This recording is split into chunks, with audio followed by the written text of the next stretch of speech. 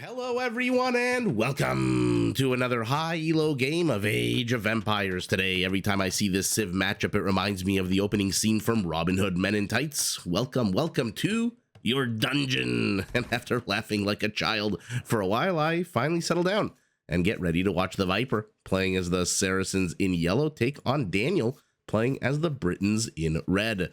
Now the players herd their herdables, explore their immediate surroundings, and try to get their butts up to Feudal Age ASAP. Not a bad time for us to take a look at the Civ matchup that we are going to be watching today. Now, the Saracens, a civilization whose strong market can be used to gain an early to mid-game advantage over their opponents. To start with, their markets only cost 75 wood, and their commodity trading fee is fixed at 5% right from the very beginning of the game, which is significantly lower than the 30% that other civs have to pay earlier on. Now, using this economic advantage, the Saracens can field quite a hard-hitting, tanky army. Their foot archers come with an attack bonus against buildings, which makes their feudal age aggression a little bit scarier than normal. Their camel units come with 25% more HP. Their trebs, their mangonels, their onagers can all be upgraded to increase their attack by 15%. And their unique unit, the Mameluke, is a ranged melee camel unit that comes with a pretty darn big attack bonus against cavalry. He says as he waits for the lumber camp to be built. Now, if it sometimes happens in this game, your units are injured in the battle that you engage in, well, Saracen monks can be upgraded to automatically and passively heal multiple units nearby simultaneously. Now let's take a look at Daniel playing as the Britons, a player, a civ in this matchup that may want to cause some HP reduction in some Saracen units. As I mentioned, the Britons, I think a third or fourth time already I've said the word Britain so far. In any event, a civilization built around supporting its ranged units. Briton archery ranges work 10% faster. Their foot archers, except for skirmishers, get free extra range in castle and then even more in imperial. And if that's not enough range for you, all of their foot archers can be upgraded to get even more range. Now, this vitamin R is fantastic news for their unique unit, the longbowman. This is a pretty decent foot archer that comes with a massive 12 whole tiles of range once it gets fully upgraded. Now, Briton trebs are also some of the most powerful and dangerous in the game because they can be upgraded to not only do blast damage, but have 100% accuracy against stationary units. Now, in order to support their military production, Briton town centers do cost 50% less wood, and their shepherds work 25% faster, although currently we're working with hunters and not shepherds, and so once the gobbles turn to be eaten comes up, well, then those shepherds are going to work a little bit faster. Helps you get to the feudal age a little bit quicker if your micro skills and all that line up. And so, like I said, this Civ intro always reminds me, rather the Civ combo, Civ intro. This Civ combo always reminds me of the start of Robin Hood, whether it's, like I said, the Mel Brooks version, Men in Tights, ooh, you missed one, or it's the more serious ones with Kevin Costner, or who the hell else played Robin Hood? Was it what's his name, Russell Crowe, I think, played Robin Hood, and the guy that played Elton John from Kingsman, I think, played Robin Hood, or Jamie Foxx was in that movie. I don't know, a whole bunch of Robin Hood movies down through the ages, and that's only in my lifetime. I mean, that's not including like the 1950s and 60s and 70s when who knows the names of, I don't know, Bela Lugosi. I'm just going to throw out a name I randomly hear mentioned when we're discussing classic cinema. In any event, you are not here because you are interested in Roger Ebert and whatever Siskel's first name is. You are here to watch two players rip into one another. And so let's take a look at the actual map and see how and where, and try to predict the location of this attack into one another. Pretty much lots of choke points in front of this Briton base, lots of hills as well, the usual center relic, and the Viper is already beginning to move forward to explore. Now, the left side of Daniel's base completely open. The right side, a nice amount of forests and a nice big juicy forest to the back, where he's already sending a villager with a fishing net underneath her hand. What is going on? We've seen this so often on Arabia. Players starting to build docks. How many lakes are we working with? 1, 2, 3. Now, the Viper, unfortunately, doesn't have any lake nearby, and so trying to build a dock here is a little bit riskier. But Daniel, I've said this before, and I'm going to interrupt myself as if you're new here, get used to it, because it's going to happen probably like 7 or 8 more times during this cast. As I've said before, players that spawn in like a corner location generally end up being more advantaged than players that spawn kind of in the middle part of the map along the edge. So if the Viper was here, I'd consider it to be a corner. If he was here, I'd consider it to be a corner. This I consider more along the edge because there's a bit of a more finite space as he hits Feudal Age, as opposed to here where you're in the corner. There's a lot more that you can accomplish here. And like I said, the Britons, number one, having a lake for a dock, which is going to be safe from raiding. That's amazing. And number two, a giant forest, although annoyingly placed. So he's going to have to plop down a number of lumber camps to get at these trees. Unfortunately, not the Georgians, not the Armenians with the mobile donkey cart. But this is not a bad thing to have for an archer civilization. Also not bad to have, ooh, the game looks like it froze there for a second, is your primary gold and stone to the back. I like that. Extra gold off to the left, extra stone off to the right. And where is your third patch of gold? What am I missing? It is here on the bottom right. Viper got to be careful. He sees the spearman sees him, and will he get a poke? It does get a poke. 18 HP down the toilet as the scout has to run away. Let's take a look very quickly at the Viper's bases. He seems to be very interested in putting on some aggression here. Primary gold to the back, primary stone, ooh, annoyingly to the front. Primary, secondary gold in the front, tertiary gold off to the side, and extra stone, ooh. Now, the Saracens are an expensive civilization. Their market bonus aside, if you want to make full use of their late game, almost invincible army composition with extra punch siege, Mamelukes that are fantastic at killing basically everything in this game, and Bamaristan monks that heal everything while, 75 HP per minute in a 5-tile radius in each direction is a ridiculous upgrade. Very underused, but a ridiculously powerful one. So location of resources is very important for the Saracen to see how readily available. And the Viper, if I drag this like that, ooh, that is ugly. 4 out of the 5 starting resources pretty much in the forward position. And he's got a lumber camp, 2 of them to the rear, not risking. So is he going to open up archers with this kind of safe play, or does he just want to plop down a whole bunch of farms and pay for those farms in any event? It is our Briton who says, hey, you're trying to be aggressive against me. I kind of like that idea. Let me be aggressive against you. And the Britons, their cavalry, not exactly the strongest in the game, not exactly the most well endowed, if I could use a phrase from other context in life.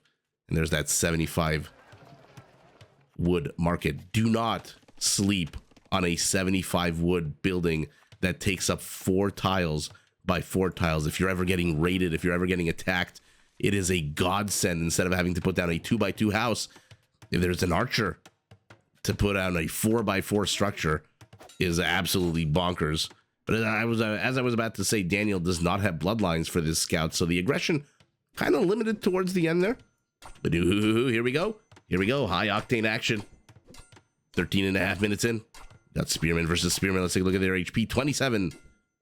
24. Oh my god, this is one of those scenarios where the HP is being taken down, reduced, falling at the exact same rate. And so let's see who the lucky bastard is who gets the RNG working in his favor and should probably go to a casino after this. It is the Viper who gets the first kill of the game, but his Spearman survives with 3 whole HP, and for some reason, instead of being sent to scouting duty, is being sent here to die, and die he does. So, even though the Viper drew first blood, the kill count evens up very quickly afterwards. Our Saracen does have the ability to get bloodlines, but an expensive upgrade unless you're the Poles, or I guess the Chinese, or any civ that really has any kind of tech-related advantage. Viper is sold wood, bought food, sold wood. So he is going full on food at the moment. 33 villagers to 33, whereas our Briton, look at this. 6 fishing ships, no more being trained.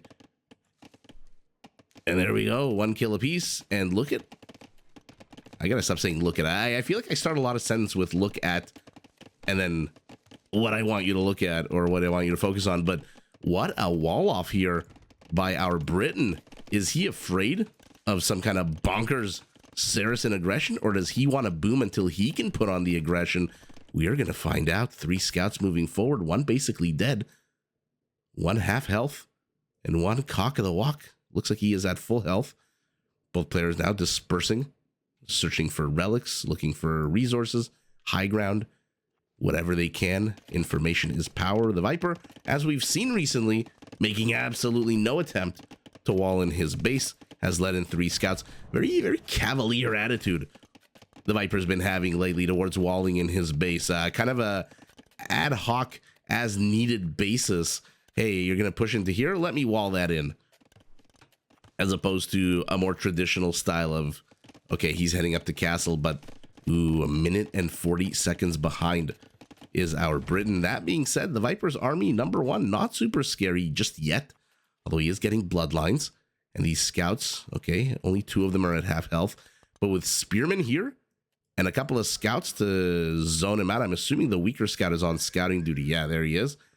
Even though the Viper is going to hit a minute 40 ahead of his opponent, hit Castle Age a minute 40 ahead of his opponent, we'll see if Daniel keeps the pressure on this side of the map. That advantage in time may not necessarily work out to any kind of military advantage now. Economic advantage definitely, as he plops down immediately a second TC, does have the resources for a third, and is in fact going for a third to the back.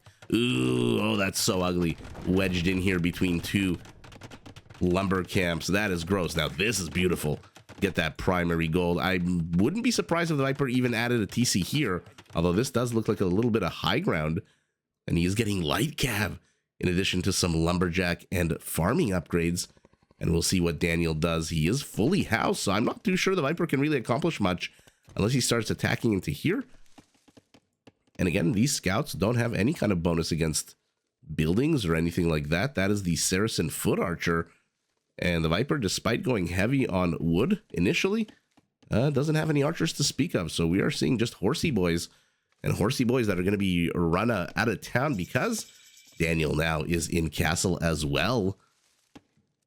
Okay, still sitting at 1 kill apiece. Players taking their time. Viper may be interested in starting some kind of wall off to take in the stone. Maybe, maybe not. Daniel attacks villager.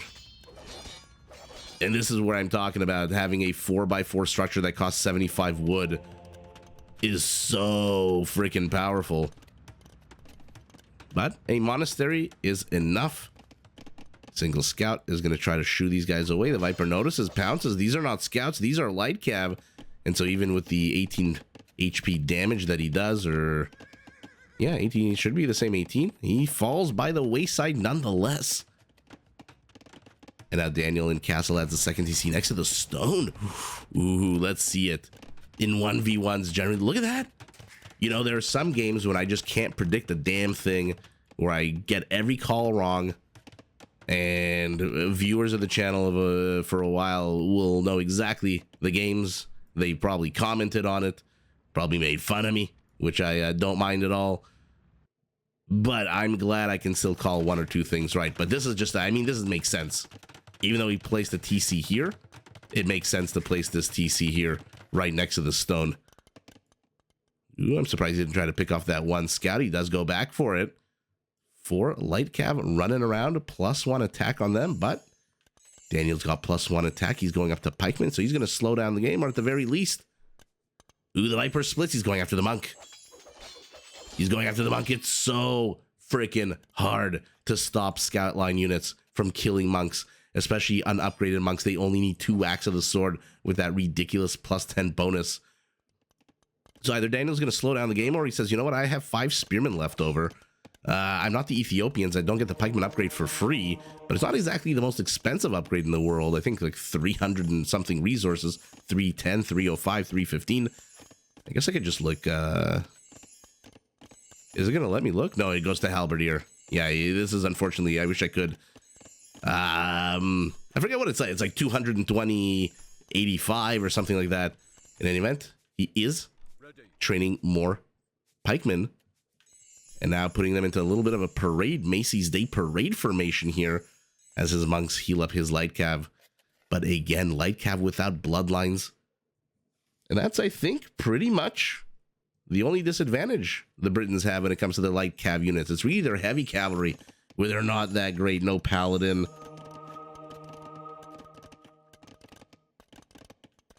Actually, what am I talking about? They don't have hussars either. So my apologies. Get off the construction site, you dumb.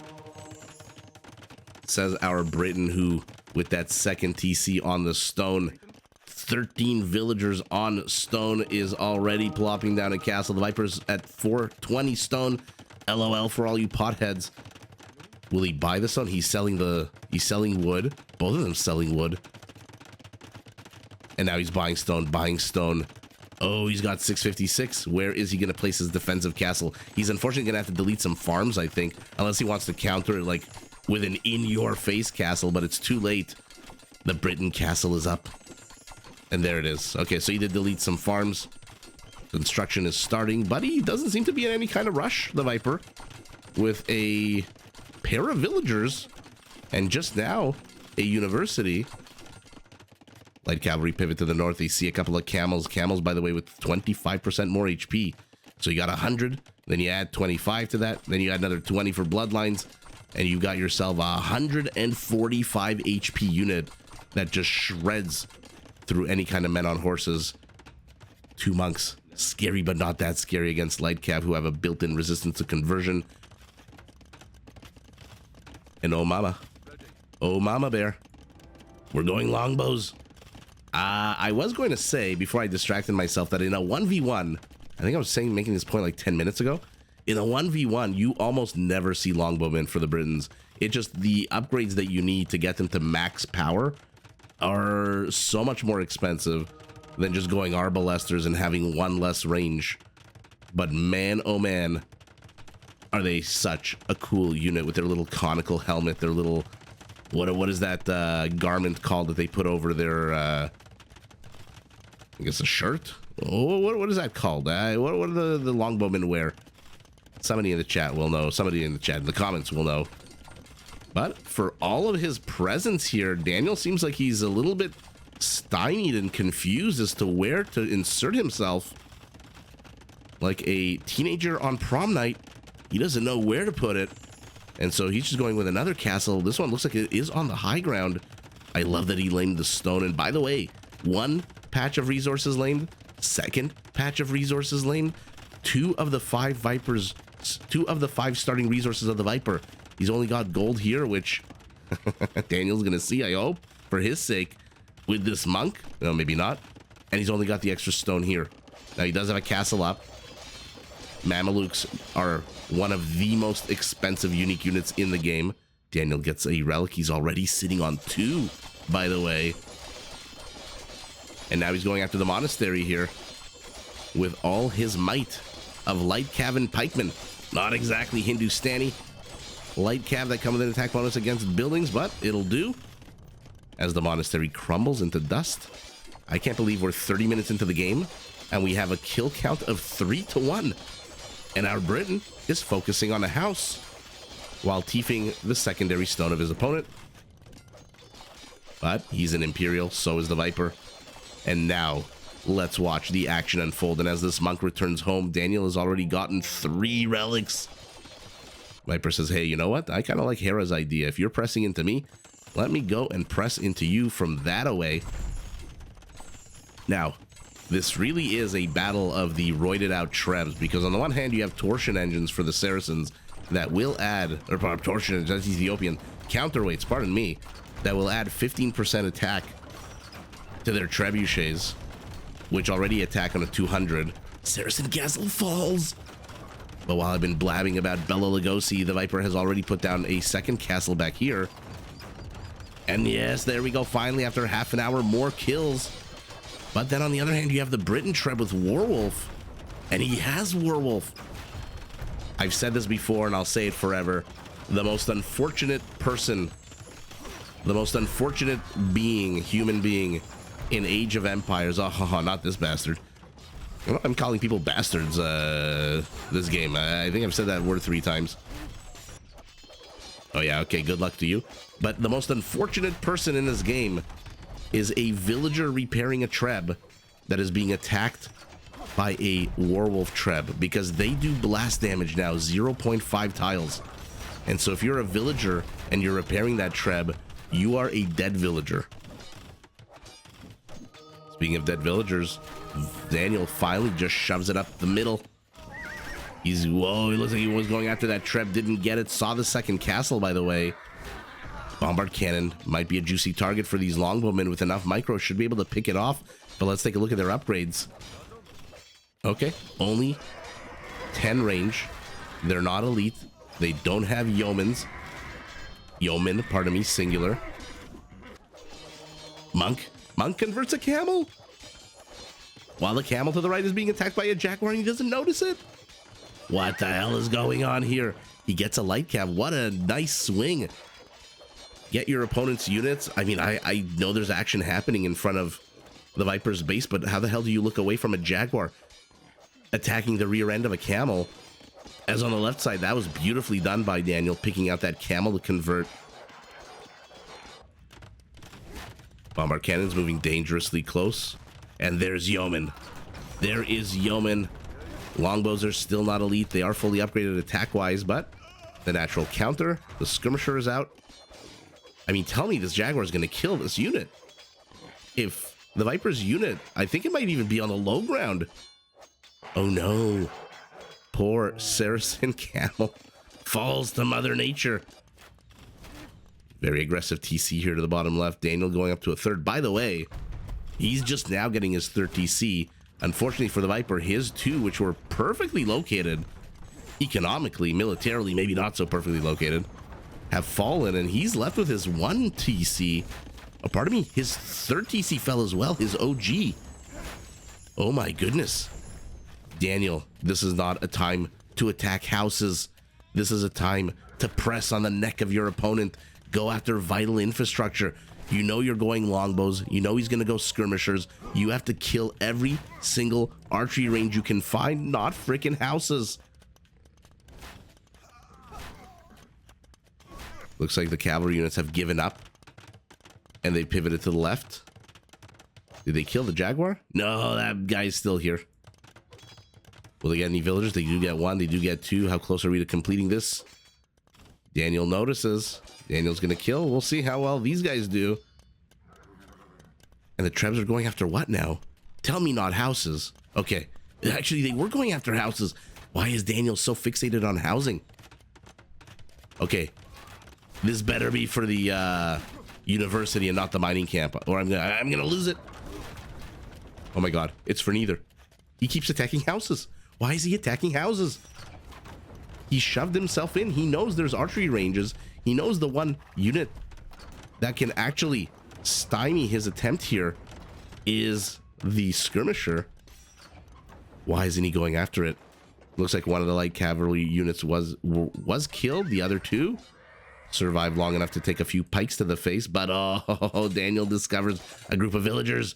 They turn around, they attack. Some of them have high ground, some of them don't. And let's keep an eye on that. Okay, university's down. Mining camp is here. I guess that's the next target. Daniel needs more Trebs, and Daniel needs to target military infrastructure. Mamelukes are out. As good as they are against cavalry and basically everything in this game, they are a camel unit, which means they come with 0/0 base armor. And our Briton, so cocky. He is going heavy cavalry against one of the game's deadliest anti-cavalry units. That is very cocky, but he is hoping that his longbows, and again, he's attacking houses. Anyway, we'll see how this game all shapes out. I think it's nice. Don't get me wrong. It's cute that you've basically, you know, vacated this land like a, I was going to make a joke about Los Angeles, but I shouldn't be joking about people's houses burning down. But basically, you've emptied the land. You've lamed 1, 2, 3 patches of resources of the original 5. Viper's mining in earnest. Ooh, get the trap, get the trap. He doesn't see it. And now we're going heavy camels, 170 HP. The Viper extending himself here to the right with a town center. Light cavalry find a single. This is where the one thing that can betray our Briton right now, as he puts on all of the aggression, as he is full on balls to the wall, attacking the Viper's random houses and mills and farms. Ugh, unfortunate. The one thing that can screw him is jacking his wood. It looks like he's lost a monk already. Oh, I've said this before. If you're going to jack your wood in this game, you have to jack it so carefully. Make sure your lumberjacks do not leave any kind of gap in the forest, because this wall off that Daniel took so much time, so much effort in creating, just shit the bed. Okay, he finally does wall this in, but what does he have here to counter these two light cavalry units? Not a whole lot. He does have a nice outpost here that's getting attacked by the Mameluke. Okay, four little pikes from Schoolar. We fill to the rim with pikemen. Glee. Okay, he's going after the castle again. There's still 2 archery ranges to the left, 3 archery ranges to the right. Pardon my Gilbert and Sullivan. And now you're engaging into 2 counter units with a bloodlineless cavalier, and both of your trebs are done. And now the longwomen have to get the F out of here because there is no supporting unit except those 4 little pikemen.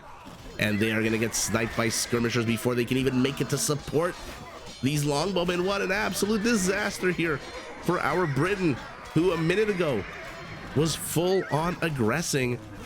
That being said, it's not like the Viper has any kind of building demolishing units here of his own. So these 2 castles, especially full of longbows, oh my goodness, look at this row of arrow fire, especially full of longbows, is going to be safe for now. 2 cavaliers managed to pull back the entire Saracen cavalry army. Wow, good get there for Daniel, who will lose these units. Oh my god, the Viper sees the fishing industry. They're now up to 7 fishing ships, and Daniel decides to take the pedal off the metal. Decides to go with a defensive castle right in front of his base. Why not? How's the forest to the back looking? Oh, it's almost all depleted. Good, kudos to him for almost depleting it, but I mean, at this point, this scout has just run amok. 12 villager kills, and Daniel is just not noticing. He's down to double-digit villagers against 135. Now, he has denied the Saracen his primary resources, but the Viper, in pro fashion, has just pivoted to the other side of the map. Says, hey, like one of those stress balls that you squeeze. If you're going to squeeze me on one end, I'm just going to pop up to the other. And here's the thing. The Viper's army, I would call this Saracen light. Because if he had the resources he wanted to, these would be Hussars, Mamelukes, and who's kidding who? It's probably going to be all Hussars. But the fact that it is just light cavalry and not even fully upgraded Mamelukes, they're not elite, they don't have blast furnace a minute and a half. This is like a Saracen light. So this is what happens when you deny the Saracen a little bit of resources, but not a whole lot. Emergency wall off. Emergency wall off, but there's nothing here to kill these units. Longwomen are good. But the micro out of the Viper is better. Looks like Daniel's also staving off an attack in the exact same location as before down here. Okay, he does manage to kill. The castle is continuing to go up.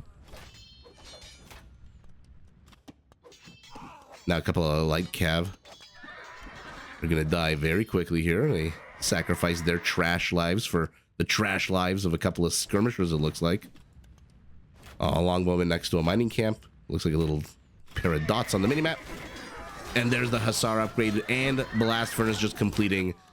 Armor upgrades for these longbowmen are the only thing that it's missing, and so that is exactly what he's getting. Where the hell is this Treb pointing? Remember, the Warwolf upgrade gives you 100% accuracy against stationary units. That means they can't move. They have to be like this guy. A Treb will hit that 100 times out of 100. Ooh, okay, Daniel also expanding outwards. So let's see what's going on around the map as this longwoman finally dies, allowing the Viper to go back to his primary gold, which has been left unmined for a while. A couple of skirmishers run by a couple of cavalry units that really should be attacking them. And Daniel is poking the berries at 200 population. The Viper's at 140. Daniel does have 3 trebuchets. Where the hell are they? And why are they wheeling over here? He's going to go after the TC. But now you're facing off against Hussars with 6 pierce armor. You attack on an 11. As good as the longbowman is, its shtick, its selling point, if I was Don Draper here in Mad Men trying to sell you on longbows, is their range. And once those Hussars close in, that range becomes 0, and their attack is just a meager 11 to your 6 pierce armor.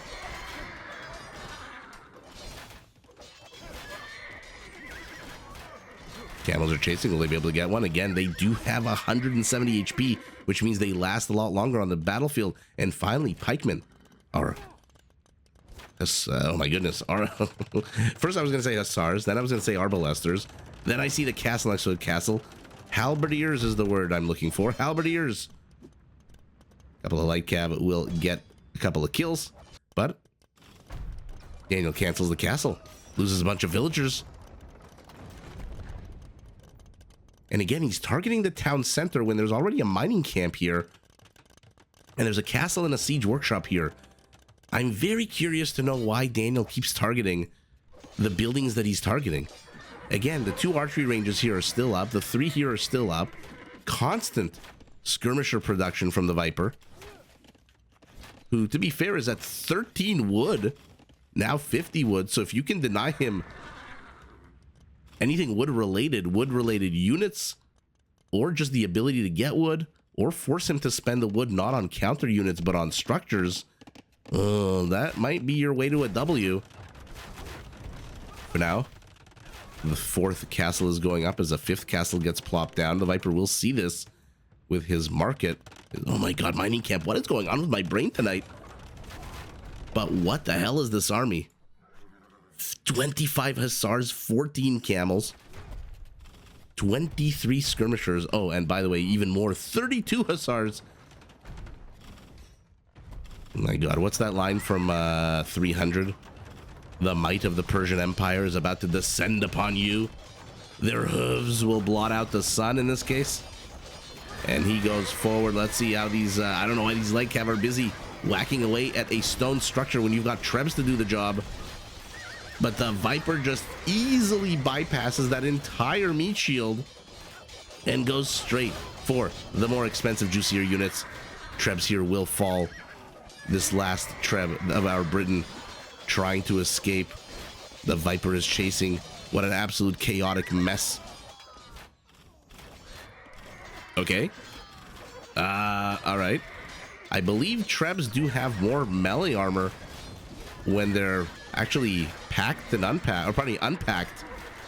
I never know the difference. When they're on wheels, I think they have 2 melee armor versus 1 melee armor. We'll find out when I click the Saracen Treb. But this castle is still up. The Viper, who has no stone, somehow managed to save this castle.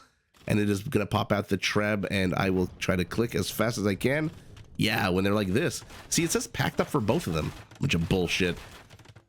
Right now on wheels, they have 2 melee. When you unpack them, they have 1 melee armor. So I think it would probably be better down here for the Briton to have kept the Treb unpacked than on wheels. Oh, now he's going to use the range. This is a beautiful arc of death from our Briton. Wow, and villager after villager is falling just as it seems like he is attacking the rear of the Saracen base.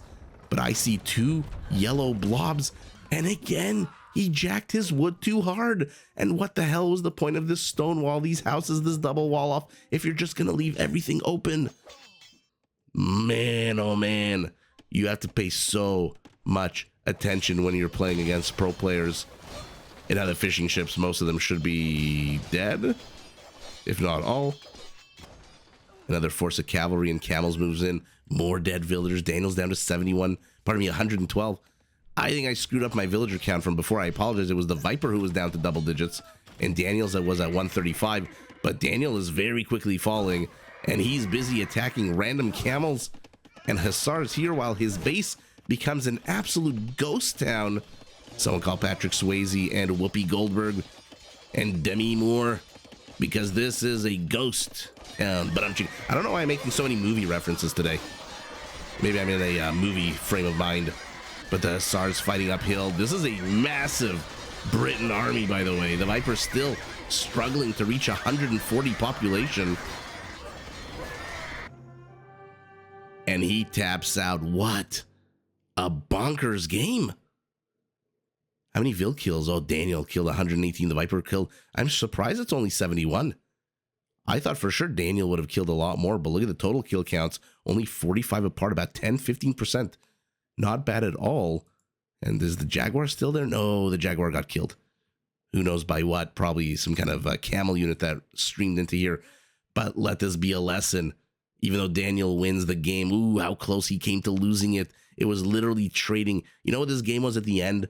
It was that new, weird, bizarre game where the two guys line up. I guess two women as well.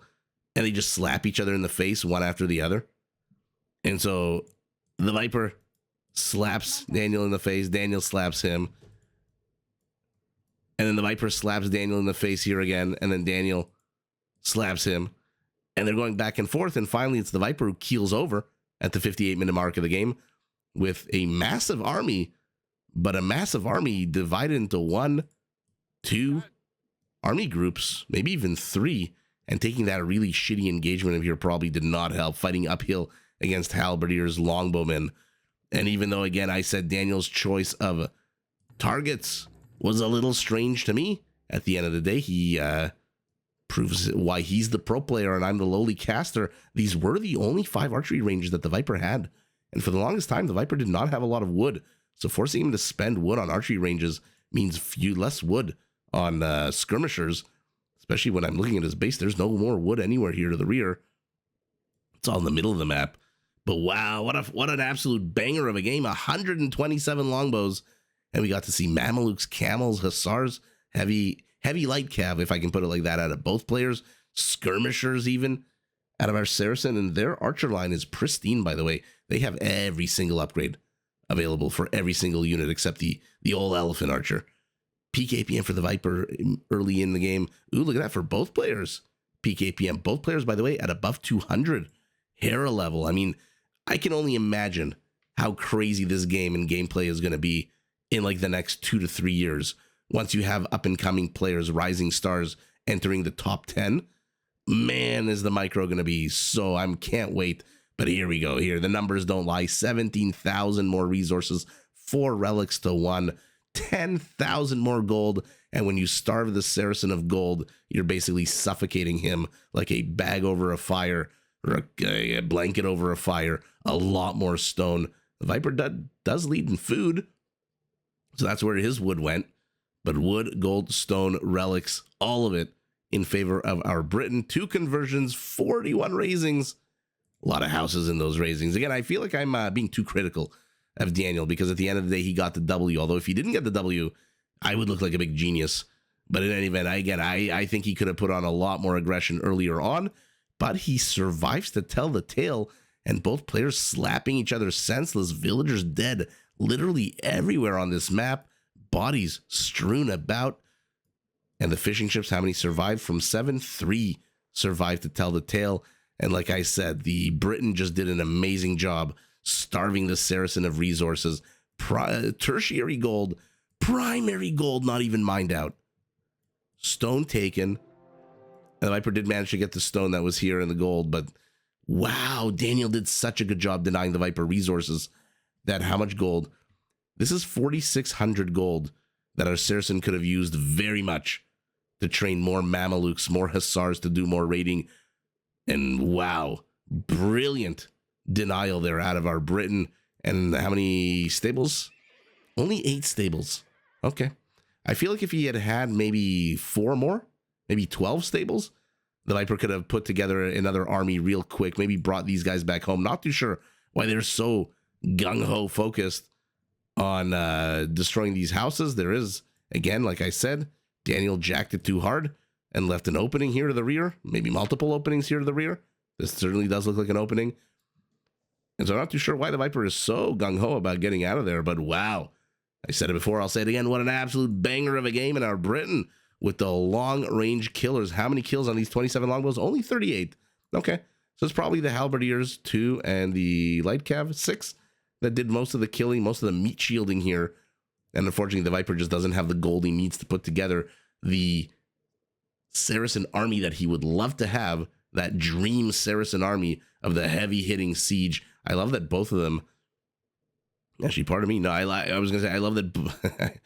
I love that both of the upgrades were researched, and then of course I went to the Viper, who didn't research a single one of his unique techs. But I love that both Yeoman and Warwolf were researched for our Briton, and with Yeoman, with Warwolf, and with the destruction of house after house after house. You'd think he was a real estate developer that bought this land and is now demolishing to build mega mansions.